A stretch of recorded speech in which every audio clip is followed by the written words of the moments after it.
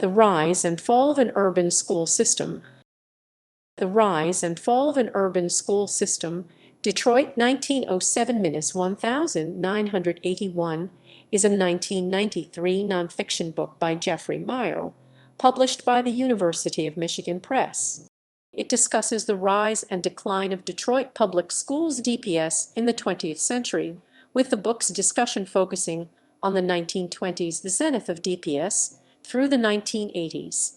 Mirel argued that the Great Depression, various trends related to racial tensions stemming from the civil rights movement, the development of new suburbia, and other factors were primarily responsible for the decline of DPS.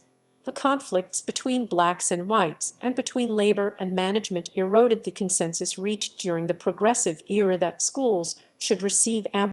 They were forces that a school superintendent or a school board would not be able to overcome. In 1999, the book's second edition was published. Background. As part of his research, Mirel used Board of Education proceedings, papers written by persons involved in the educational politics, and Detroit area major newspapers. Content.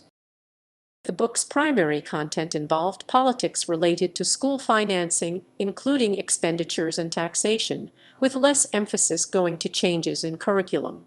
Mirel argued that the social classes and races need to come together and cooperate so that the Detroit school system can be properly funded and maintain its academic standards. The author makes this view known in the epilogue.